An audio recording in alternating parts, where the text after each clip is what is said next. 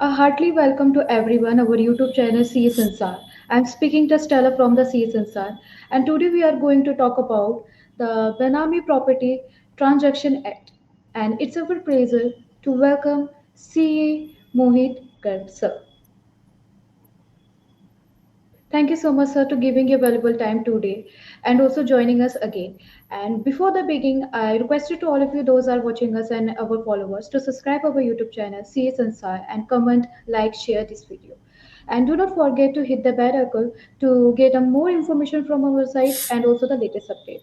So now I would like to invite Mohit sir to share his topic and all the information. Thank you, Stella, for this again opportunity and welcome to all. और आज का जो हमारा topic है बेनामी property transaction act, तो हम हमेशा की तरह सरस्वती माता को याद करते हुए हम हमारे आज के इस टॉपिक को शुरुआत करेंगे, जिसका नाम है बेनामी प्रॉपर्टीज ट्रांजैक्शन एक्ट। जैसे कि हमने देखा था कि मनी लॉन्ड्रिंग जब हम बात करते हैं, PMLA यानी कि prevention of money laundering act, तो ये बेनामी प्रॉपर्टी ट्रांजैक्शन एक्ट जो है ये उसी से रिलेटेड एक एक्ट बनाया गया प्रॉपर्टी के अंदर मनी लॉन्ड्रिंग को रोकने के लिए। तो जैसे PMLA एक्ट है, जैसे फेमा एक्ट था, उसी प्रकार से बेनामी प्रॉपर्टी ट्रांजैक्शन एक्ट आज का हमारा ये टॉपिक रहेगा, जिसको हम बहुत ही अच्छे तरीके से ब्रॉडली आज हमारे इस सेशन में कवर करेंगे। ठीक है, तो बेनामी प्रॉपर्टी ट्रांजैक्शन एक्ट, तो बेनामी वर्ड से ही हमें पता लग रहा है कि कुछ ना कुछ बेनामी इससे संबंधित रहेगा। और हमने न्यूज़ में, मीडिया में ये चर्चाएं सुनी होगी कि फलाने के पास बेनामी संपत्ति मिली, उसकी बेनामी संपत्ति जब्त हो गई, ईडी ने उसकी प्रॉपर्टी को सीज कर लिया। तो ये बेनामी प्रॉपर्टी ट्रांजैक्शन एक्ट जो है बड़ा ही सीरियस नेचर का एक्ट बन गया है।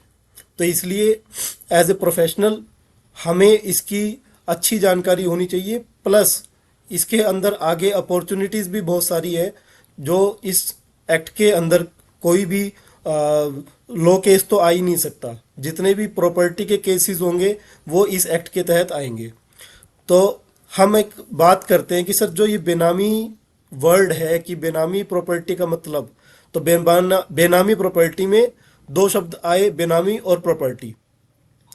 तो बेनामी क्या है? ये एक साउथ एशियन वर्ड है जिसका मतलब है नो नेम, यानी कि इस संपत्ति किसकी है हमें नहीं पता, तो इसलिए ये बेनामी हो गई। बेनामी ट्रांजैक्शन में एक व्यक्ति प्रॉपर्टी परचेज करेगा, उसका कंसिडरेशन पे करेगा, परंतु प्रॉपर्टी किसी और के नाम हो जाएगी। यानी कि पैसे तो मैंने दिए, नाम करवा दी मैंने किसी थर्ड पर्सन के, मेरे नाम नहीं करवाई, लेकिन पैसे देने वाला मैं हूँ। जो पैसे दिए वो मैंने दिए, प्रॉपर्टी नाम करवा दी दूसरे के। तो ये एक ट्रांजैक्शन कहीं ना कहीं बेनामी ट्रांजैक्शन हो सकती है। अभी पूरी तरीके से नहीं हुई है, परंतु बेनामी ट्रांजैक्शन है क्या?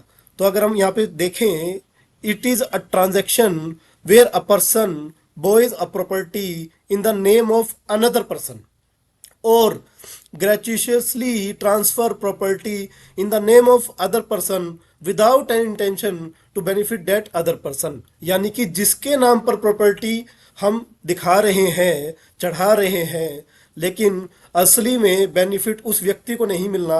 वो बेनिफिट लेने वाला या तो मैं हूं जो कि कंसिडरेशन दे रहा है, या कोई और भी हो सकता है बेनिफिट लेने वाला, परंतु जो ओनर कागजों में प्रॉपर्टी का है उसके पास प्रॉपर्टी का बेनिफिट ना होना, डायरेक्टली या इनडायरेक्टली।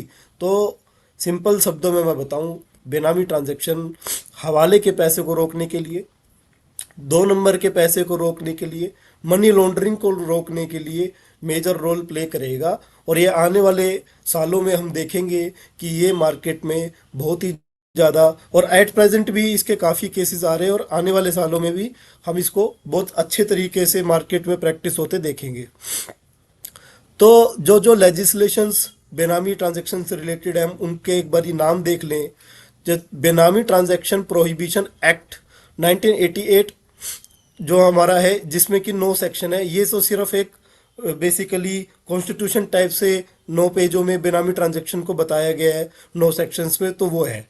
मेजर जो अल्टीमेट एक्ट है जो कि इसको डील करेगा वो है द प्रोहिबिशन ऑफ बेनामी प्रॉपर्टी ट्रांजैक्शन एक्ट 1988, जो कि 10 अगस्त 2016 को अमेंड हो गया था और जिसमें कि 72 सेक्शन बनाए थे।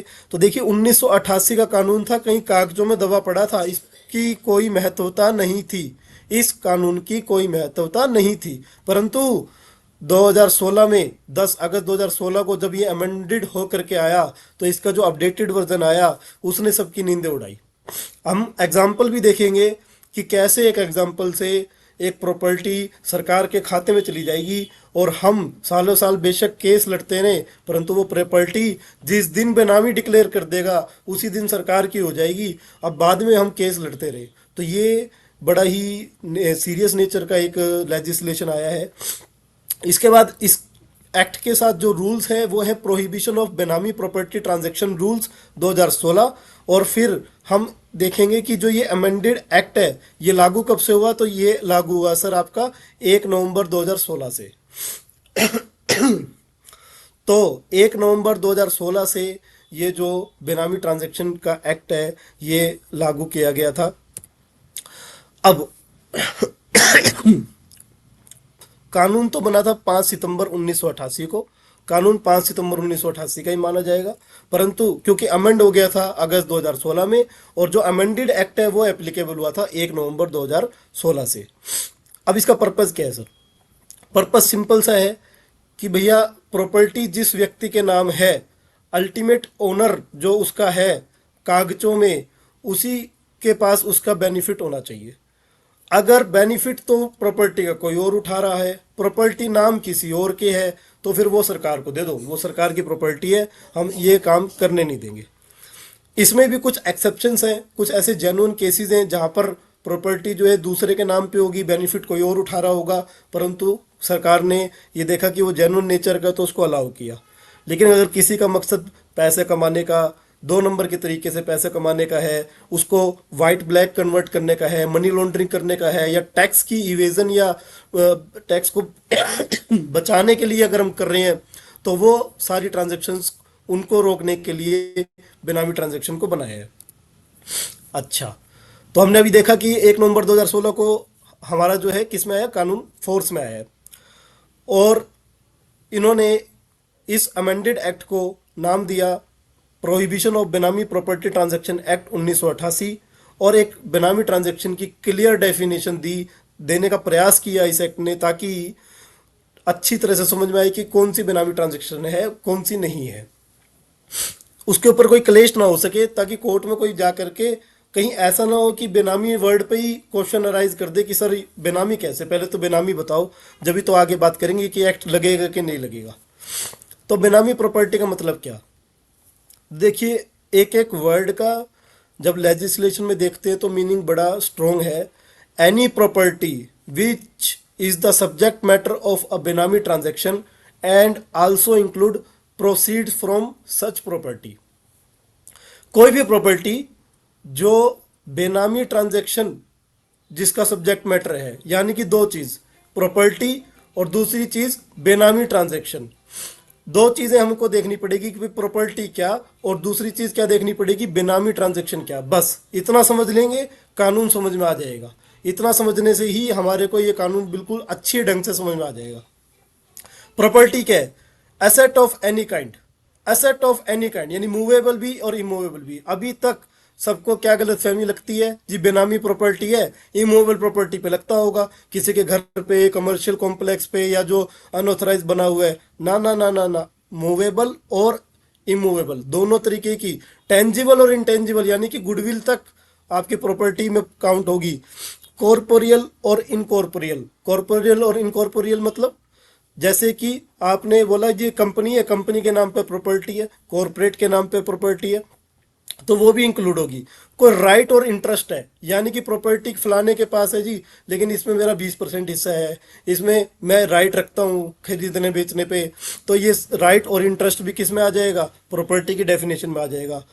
उसके बाद अगर कोई कागज किसी भी प्रकार का जो ये दिखा दे कि आपका उस प्रॉपर्टी में इंटरेस्ट है, तो वो भी क्या बन जाएगा, प्रॉपर्टी के अंदर काउंट हो जाएगा। फॉर एग्जांपल, ये एक प्रॉपर्टी में ए बी सी ये तीन क्या है, हिस्सेदार है, और डी ने उस प्रॉपर्टी में गारंटी दिया हुआ है, डी ने उस प्रॉपर्टी में गारंटी दिया हुआ है, तो डी भी शामिल हो गया, तो डी के लिए भी वो प्रॉपर्टी मान ली जाएगी। Where it is a capable of conversion into some other form then in converted form, where it is capable of conversion of some other form then in converted form. जैसे कि example ले लेते हैं, gold है, gold है तो gold property है क्योंकि मूवेबल प्रॉपर्टी है। अब मान लो गोल्ड से किसी ने ज्वेलरी बना ली, तो ज्वेलरी बना ली तो अब ज्वेलरी भी प्रॉपर्टी है। अगर कोई भी चीज कन्वर्ट हो सकती है और वो कन्वर्जन के बाद जिस फॉर्म में भी आएगी उसको भी प्रॉपर्टी मान लिया जाएगा। और प्रोसीड फ्रॉम प्रॉपर्टी मतलब जो उस प्रॉपर्टी से इनकम आएगी किसी भी प्रकार की, जैसे कोई रेंटल इनकम आ रही है किसी मूवेबल प्रॉपर्टी से, तो वो प्रोसीड फ्रॉम प्रॉपर्टी हो गया। मैंने बेच दी वो प्रॉपर्टी तो उससे जो पैसे आए वो प्रोसीड फ्रॉम प्रॉपर्टी। यानी कि उस प्रॉपर्टी के सहारे में जैसे भी कैश फ्लो अपने अंदर लेकर के आऊं, मेरा प्रोसीड ऑफ द प्रॉपर्टी हो जाएगा। अभी मीनिंग ऑफ प्रॉपर्टी हमको समझ में आया है, अभी हम ट्रांजैक्शन और बेनामी ट्रांजैक्शन को भी देखेंगे। उससे पहले, मेन डेफिनेशन को जाने से पहले मैं कंसेप्ट समझाता हूँ, क्योंकि ये बड़ा इंटरेस्टिंग कंसेप्ट है और इसके अंदर ऐसे ऐसे एग्जाम्पल निकल करके आते हैं कि सर बेनामी ट्रांजैक्शन कैसे हो गई, और फिर भी कोर्ट प्रूव कर रहा है कि बेनामी ट्रांजैक्शन है, ईडी प्रॉपर्टी को जब्त कर रहा है। और सबसे बड़ा खतरनाक सीन इसमें क्या है, डे वन से जब आपके पास नोटिस आ जाएगा कि भाई आपकी प्रॉपर्टी बेनामी प्रॉपर्टी डिक्लेयर्ड, तो वो एक बार तो गवर्नमेंट की है। अब आप केस लड़ते रहो, वो 10 साल चले 20 साल चले, आप जीतोगे नहीं जीतोगे, कोर्ट क्या डिसाइड करेगा, परंतु डे वन से वो सीज होने लायक है और डे वन से वो क्या हो सकती है, सेंट्रल गवर्नमेंट को ट्रांसफर हो सकती है। तो बेनामी ट्रांजेक्शन है क्या? बेनामी ट्रांजेक्शन हम इस डायग्राम से समझ सकते हैं इजीली कि एक व्यक्ति जो कंसिडरेशन प्रोवाइडर है एक व्यक्ति जो कंसिडरेशन प्रोवाइडर है, और एक है प्रॉपर्टी होल्डर। प्रॉपर्टी होल्डर का मतलब जिसके नाम पे प्रॉपर्टी हो रही है, और एक है बेनिफिशियरी जिसको इमीडिएट फ्यूचर में डायरेक्ट या इनडायरेक्ट कोई बेनिफिट मिलेगा। तो देखिए सिंपल सी बात यह है कि एक तो ये समझते हैं बेनामीदार क्या मतलब है। बेनामीदार सिंपल सा सिंपल वो आदमी जिसके नाम पे प्रॉपर्टी है। बेनामीदार कौन हो गया? जिसके नाम पे प्रॉपर्टी है। राम कुमार के नाम पे कोई फ्लैट है तो राम कुमार बेनामीदार तो है। अब अगर राम कुमार ने ही उस फ्लैट को खरीदने के लिए पैसे दिए हैं तो कोई दिक्कत नहीं है, वो तो जेन्युइन ट्रांजैक्शन है। परंतु राम कुमार की जगह श्याम कुमार ने उस प्रॉपर्टी को खरीदने के पैसे दिए तो श्याम कुमार क्या मान लिया जाएगा? बेनिफिशियरी मान लिया जाएगा। श्याम कुमार को क्या मान लेंगे? बेनिफिशियरी मानेंगे, क्योंकि पैसा किसने दिया है? श्याम कुमार ने। एक फ्लैट श्याम कुमार ने खरीद के राम कुमार को दे दिया। अब वो गिफ्ट भी कर सकता है, कोई बड़ी बात नहीं है। लेकिन कानून क्या कहता है? सर अगर आपने पैसे दिए हैं तो पहले आप अपने नाम करवा लो। श्याम कुमार जी, अगर आप उसको गिफ्ट देना चाहते हो, दो पैसे दे करके पहले अपने नाम कराओ, फिर आप गिफ्ट कर सकते हो। तो ऐसा क्यों सर? ऐसा क्यों मैं सीधा गिफ्ट करके उसके नाम पे रजिस्ट्री नहीं करवा सकता? पहले मैं मेरे नाम पे कराऊं, फिर मैं मेरे दोस्त के नाम पे ट्रांसफर करूं। क्योंकि एक मैं छोटा सा उदाहरण देके आपको समझाता हूं कि यहाँ पे भी आप कैसे पैसे की सेविंग कर पाओगे। अगर तो डायरेक्टली मैंने मेरे दोस्त के नाम पे रजिस्ट्री करा दी तो स्टैम्प ड्यूटी जो है वो एक बार लगेगी, क्योंकि जब भी रजिस्ट्री होगी तो स्टैम्प ड्यूटी प्रॉपर्टी की वैल्यू पे लगेगी, वो तो एक बार लगेगी।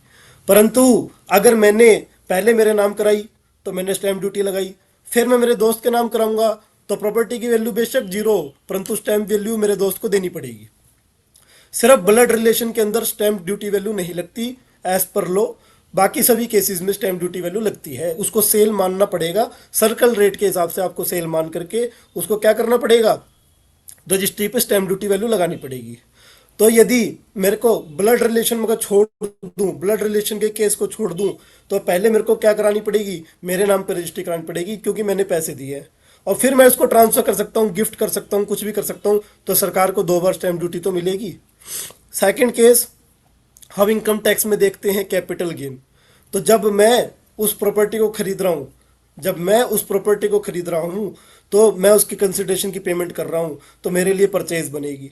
और मैं जब शाम को गिफ्ट कर दूंगा तो क्या वो सेक्शन 59 में हम देखते थे कि वहां पर भी जब मैं गिफ्ट कर रहा हूँ तो कैपिटल गेन अराइज हो सकता है, तो मेरा कैपिटल गेन भी तो बनेगा ना।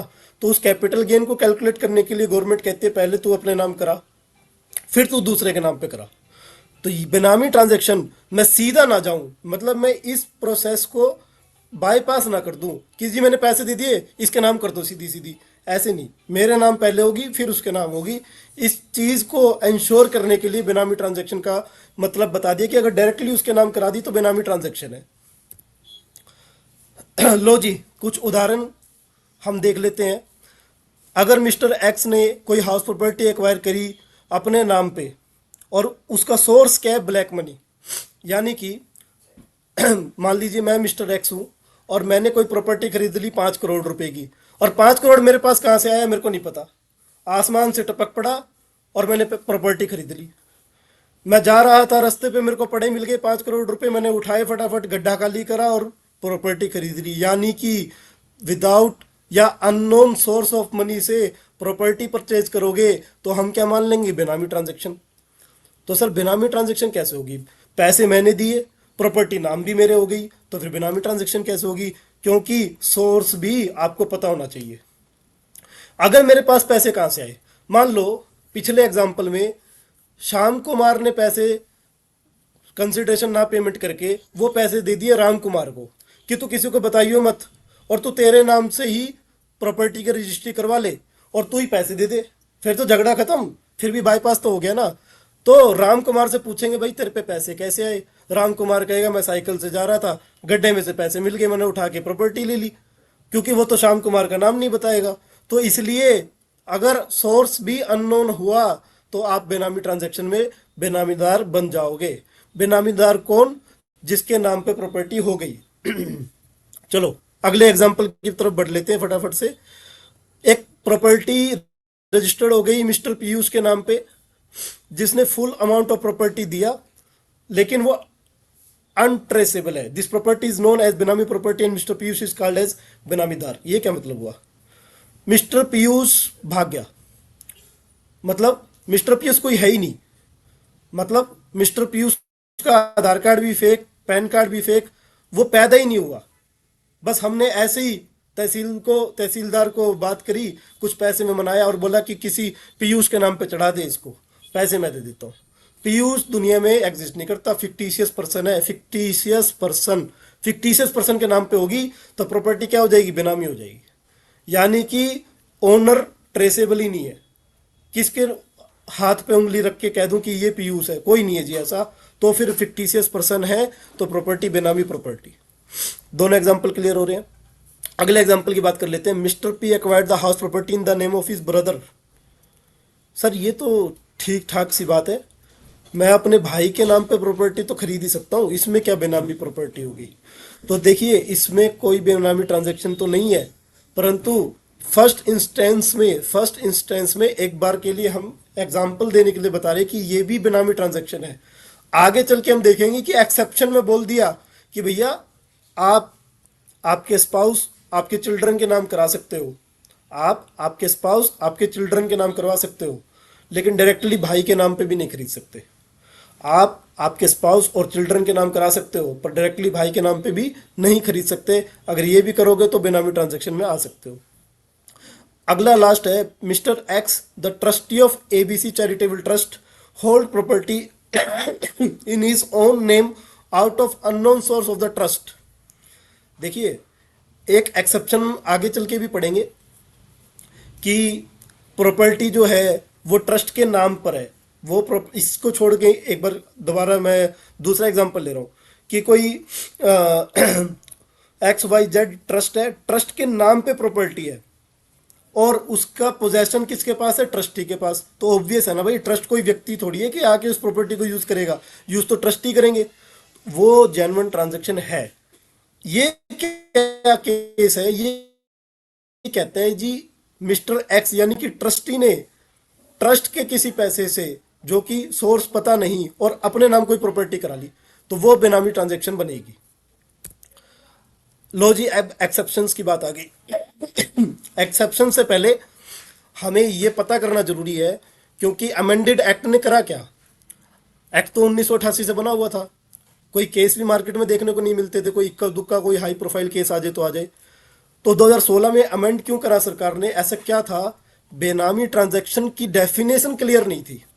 उसमें कौन आएगा कौन नहीं आएगा, कौन बाहर होगा कौन नहीं होगा, ये क्लियर करने के लिए बेसिकली ये एक्ट बनाया गया है। और उसके डेफिनेशन को क्लियर करने के लिए हम इसको देखा कि ये एक इन्होंने सर्कल बनाया, और इसके बाद इन्होंने कुछ एग्जाम्पल, ये हमने इसमें एग्जाम्पल डाले कि ये एग्जाम्पल अगर हम देखते हैं तो डेफिनेशन को क्लियर करते हैं। तो एक्सेप्शंस क्या है कि जी कोई करता है, एच का मेंबर है, और मेंबर्स की बेनिफिट के लिए एच अपने नाम पर प्रॉपर्टी लेता है, तो एच तो वही आर्टिफिशियल पर्सन है, उसका पोजेशन कौन यूज करेगा, करता करेगा या उसके मेंबर्स करेगा, तो ये अलाउड है, ये जेन्युइन ट्रांजेक्शन है, ये तो कोई ऐसी बात नहीं है। The person standing in fiduciary capacity for the benefit of those for whom he stands in his capacity, which includes a trustee, executor, partner, director, etc. मतलब किसी ट्रस्ट ने 1 करोड़ रुपए की डोनेशन ली, नॉन सोर्सेज से है, और एक प्रॉपर्टी खरीदी, नाम करवा दी ट्रस्टी के, नाम करवा दी ट्रस्टी के। तो मैं आपको दो चीज बताऊंगा, यहां पर वो बेनामी ट्रांजेक्शन नहीं है। यहां पर वो बेनामी ट्रांजेक्शन नहीं है, क्यों? क्योंकि सर ट्रस्टी जो है ना, वो फिड्यूशरी कैपेसिटी में है, यानी कि गुड कैपेसिटी में है, वो ट्रस्ट के लिए काम कर रहे हैं, नॉन प्रॉफिट उनका मोटिव होता है। तो इसलिए ट्रस्ट की डोनेशन से कोई पैसा आया और उसने उसकी पोजेशन को, बेनिफिट को लेने के लिए प्रॉपर्टी में अपना हिस्सा करवा लिया। परंतु अगर वो सोर्स ट्रस्ट का ट्रेसेबल नहीं हुआ, अननोन हुआ, तो फिर ये बेनामी ट्रांजैक्शन हो जाएगा। तो सोर्स का ट्रेसेबल होना जरूरी है।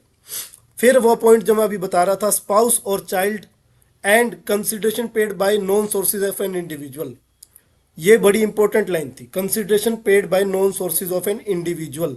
मैंने मेरी मिसिज, मेरी अर्धांगिनी के नाम पर एक प्रॉपर्टी खरीद ली, और उस प्रॉपर्टी का जो कंसिडरेशन है मैं कहाँ से लेकर के आया उसका मेरे को नहीं पता, तो फिर वो बेनामी प्रॉपर्टी है। सरकार ये नहीं बोलेगी कि तुमने भैया अपने हस्बैंड से खरीदी या तुम्हारे हस्बैंड ने तुम्हारे नाम करवा दी तो जेन्युइन ट्रांजैक्शन होगी। ना ना ना ना, सोर्स जो है वो क्या होना चाहिए, ट्रेसेबल सोर्स होना चाहिए, यानी कि पता होना चाहिए कि पैसा का फ्लो कैसे हुआ है, तभी उसको अलाउ करेंगे। और यहाँ पर दो ही अलाउ किए, स्पाउस और चिल्ड्रन, ब्रदर सिस्टर अलाउ नहीं किए। तो ये चीज़ ध्यान देने वाली है कि स्पाउस और चिल्ड्रन ही यहाँ पे इंक्लूड किया है। Any property held in joint ownership, joint ownership मतलब हमने दो जनों ने मिलकर ले ली। ब्रदर सिस्टर, लीनियल असेंडेंट और लीनियल डिसेंडेंट, मतलब क्या, किसी प्रॉपर्टी में मेरा मेरे भाई का जॉइंट हिस्सा हो सकता है, मेरा मेरी सिस्टर का जॉइंट हिस्सा हो सकता है, अकेला मैं सीधा उनके नाम नहीं करा सकता।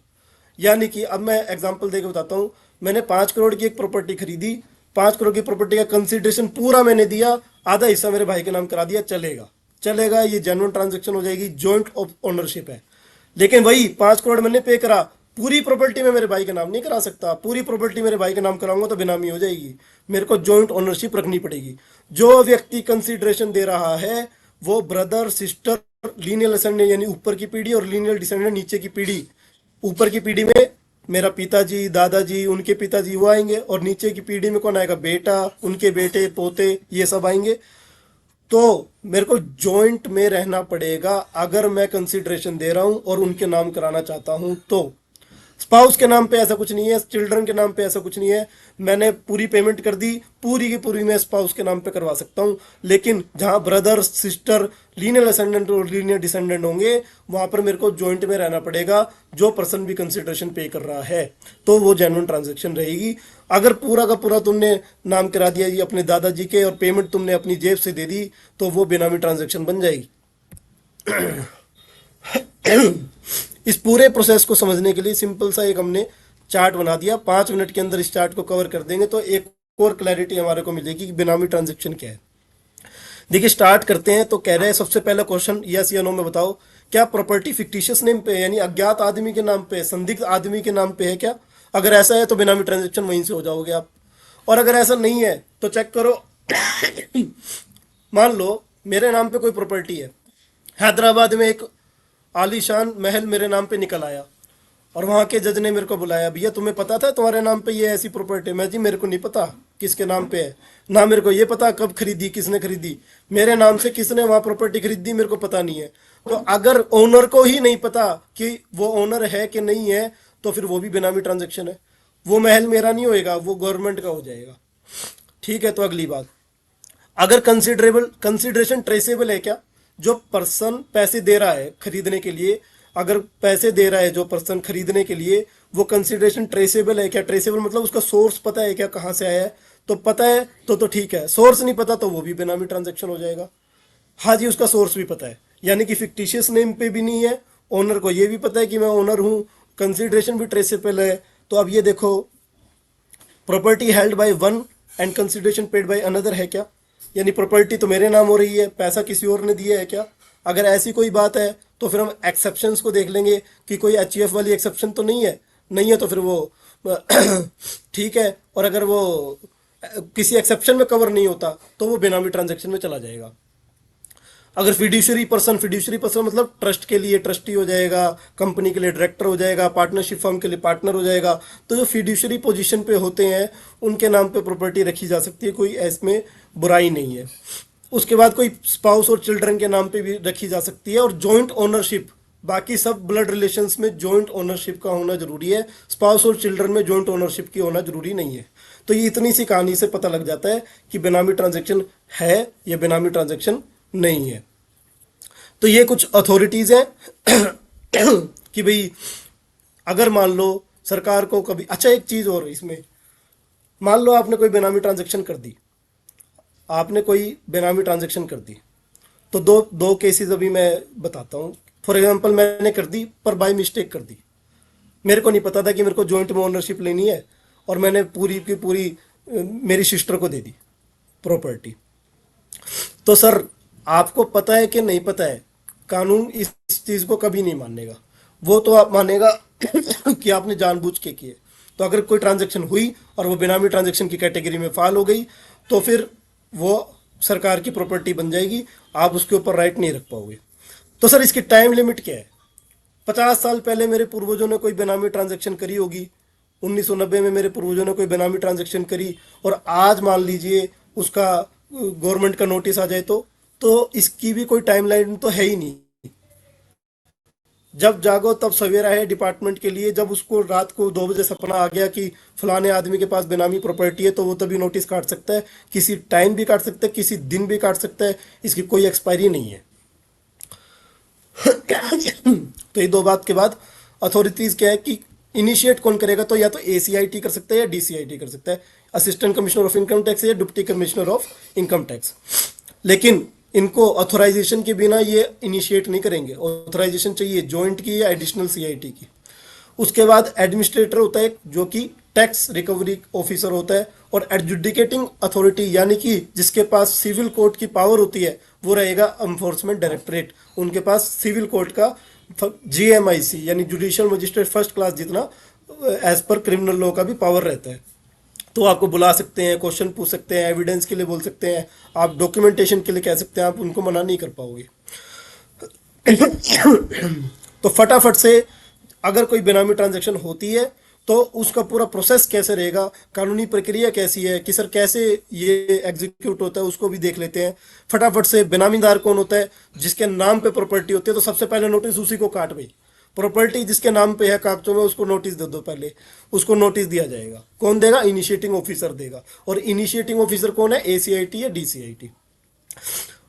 आईओ के पास रीजन टू बिलीव है कि प्रॉपर्टी में be alienated provisionally attach with prior approval of approving authority for less than 90 days. अगर आपको लगता है कि वो प्रॉपर्टी मूवेबल नेचर की है और वो प्रॉपर्टी को क्या कर सकता है, भाग सकता है, जैसे कि उसके पास कोई गोल्ड है, बुलियन है, वो भी तो प्रॉपर्टी में काउंट हो सकते हैं, तो वो प्रॉपर्टी लेके भाग सकता है, तो उसको 90 दिन से कम समय के लिए आप क्या कर सकते हो, अटैच कर सकते हो। आईओ पास ऑर्डर करेगा 90 दिनों के लिए नोटिस को रिवोक या कंटिन्यूइंग अटैचमेंट या प्रोविजनल अटैचमेंट और डिसाइड नॉट टू अटैच। 90 दिन के लिए जो आपने प्रोविजनली अटैच किया है उस 90 दिन में आपको क्लियर करना पड़ेगा कि आगे भी आप उसको अटैच रख रहे हो, या आप उसको रिवोक कर रहे हो, या आप उसको फिर फर्दर थोड़े टाइम के लिए क्या करना है उसका डिसीजन आपको देना पड़ेगा। अगर वो अटैच करता है तो ये केस उसको 15 दिन के अंदर एडजुडिकेटिंग अथॉरिटी जो कि है एनफोर्समेंट डायरेक्टरेट ईडी को देना पड़ेगा। अब दूसरी बात सिंपल बताऊं, assistant commissioner of income tax ने स्टार्ट करा, जैसे उसको कंफर्म हो गया भी बेनामी ट्रांजैक्शन है, मैं इस केस में प्रॉपर्टी को अटैच करूंगा और एक बार किसको दे दूंगा, ईडी को दे दूंगा। तो वहां से केस किसके पास चला जाएगा, ईडी के पास चला जाएगा जो कि है एडजुडिकेटिंग अथॉरिटी। उसको फिर 30 दिन में जो वो क्या करेगी, एक नोटिस इशू करेगी रिसीविंग रेफरेंस।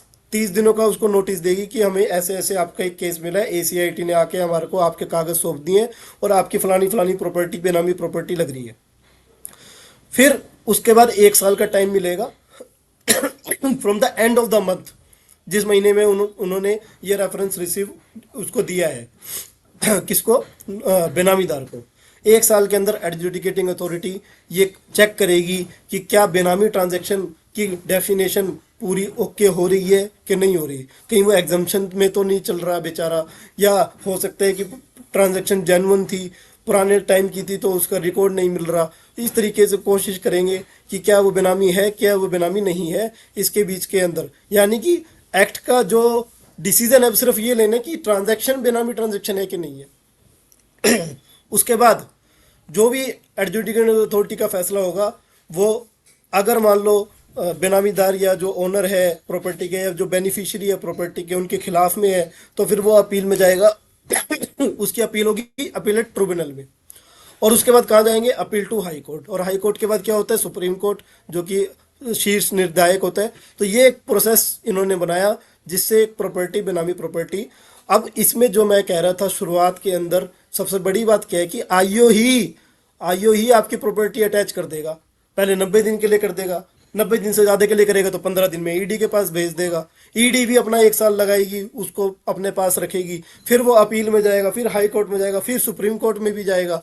उसके बाद जा करके अगर पता लगा कि बेनामी ट्रांजैक्शन नहीं है तो अपनी प्रॉपर्टी ले लेना। तो ये इस लॉ के अंदर एक बहुत ही स्ट्रिक्ट पैरामीटर है। और इसमें पनिशमेंट क्या है, पनिशमेंट भी इसके अंदर अच्छी खासी है।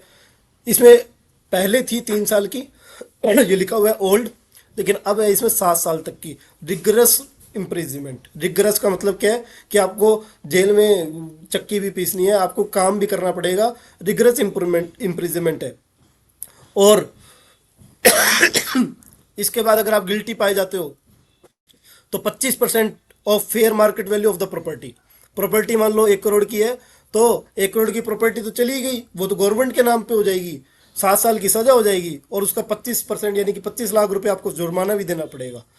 और अगर आपने कोई फॉल्स इन्फॉर्मेशन या डॉक्यूमेंट दिए तो उस केस में भी 6 महीने से लेकर 5 साल तक की आपको इन्फॉर्मेशन सजा हो सकती है। 10% तक का प्रॉपर्टी की एफएमवी का फाइन हो सकता है। सीबीडीटी की सैंक्शन के बिना कोई प्रोसिक्यूशन नहीं होगा, no prosecution without prior CBDT sanction. और फेयर मार्केट वैल्यू कैसे होगी, तो सिंपल है, प्रॉपर्टी अगर आज बेचूं तो कितने पैसे मिल जाएंगे, नेट रियलाइजेबल वैल्यू क्या है, तो उस हिसाब से फेयर मार्केट वैल्यू होगा। अगर कंपनी का केस है तो उसमें इन्होंने एक मेथड दिया हुआ है जो कि बड़ा डिटेल मेथड है, इसलिए शॉर्ट ड्यूरेशन पे हम उसको कवर अप नहीं कर रहे। परंतु सिंपल सिंपल बताऊं तो हम एसेट ले लेंगे, लाइबिलिटी ले लेंगे, और जो ऐसी नेचर की लाइबिलिटी होती है जैसे कि प्रोविजंस हो गए या डेफर्ड टैक्स हो गया, इनको हटा देंगे, बाकी एसेट लाइबिलिटी का नेट कर देंगे, और जो शेयर्स होंगे उनकी वैल्यू को उससे डिवाइड कर देंगे, पर शेयर वैल्यू आ जाएगी, वही मेरी फेयर मार्केट वैल्यू हो जाएगी। यानी आज की बैलेंस शीट, जो कि मैं रिलाइजेबल बैलेंस शीट की बात कर रहा हूँ, प्रोविजनल की नहीं कर रहा, जैसे कि डेफर्ड टैक्स छोड़ दूंगा, डेप्रिसिएशन छोड़ दूंगा, जो हम अंदरूनी एडजस्टमेंट्स करते हैं उनको छोड़ दूंगा, तो जो नेट मेरी एसेट और लाइबिलिटी का डिफरेंस है, उस डिफरेंस को मैं नंबर ऑफ शेयर में डिवाइड कर दूंगा, तो पर शेयर की फेयर मार्केट वैल्यू आ जाएगी मेरे पास। वो फेयर मार्केट वैल्यू कंपनी की कहलाएगी। कंपनी भी सर क्या प्रॉपर्टी में आ सकती है, बिल्कुल आ सकती है। कंपनी के नाम पे जो प्रॉपर्टीज हैं, कंपनी के नाम पे जो लाइबिलिटीज हैं, उनको नेट ऑफ कर देंगे तो वो हमारा बन जाएगा प्रॉपर्टी की डेफिनेशन में कवर हो जाएगा। तो बेनामी ट्रांजैक्शन जो ये एक्ट है, ये बड़ा ही सीरियस नेचर का एक्ट है, और इसके अंदर सिर्फ एक ही लड़ाई है कि फलानी ट्रांजैक्शन बेनामी है कि नहीं है। आज तक प्रोफेशनल्स अभी हम यही देखते थे कि भाई इनकम टैक्स बच जाए ट्रांजैक्शन पे, कैपिटल गेन बच जाए ट्रांजैक्शन पे, टैक्स प्लानिंग इसी प्रकार से करते थे कि उसको स्टैम्प ड्यूटी कम से कम देनी पड़े, या और एक दो एंगल देख लेते थे, लेकिन अब एक नया एंगल आपके ट्रांजैक्शन में जुड़ता है। तो हमको ये चीज़ ध्यान रख के चलनी चाहिए कि जब कोई प्रॉपर्टी का खरीद बेच कर रहे हैं तो कहीं ऐसी बाय मिस्टेक ऐसी गलती ना कर बैठे कि वो बेनामी ट्रांजैक्शन में कल को उलझ जाए। तो इसी के साथ हम आपसे आज के सेशन के लिए धन्यवाद लेते हैं। और इसके ऊपर मेरा बड़ा मन है कि मैं प्रैक्टिकल चीज़ें भी लेकर के आऊँ। तो जैसे ही इस पर रिस्पॉन्स होगा उसके अकॉर्डिंग हम फ्यूचर में इसके ऊपर और भी आगे रिसर्च करके लेकर के आएंगे, प्रैक्टिकल केसेस के ऊपर चर्चा करेंगे। तो इतने के लिए आज धन्यवाद। Over to you स्टिला।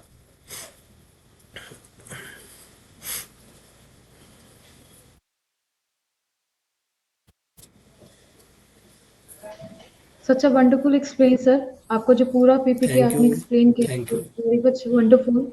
And hope those who are watching they understood very well. And if there will be any doubts, you the guys will be asked for our side comments. And thank you so much, sir, to giving your valuable time today. Thank you very much. Thank you.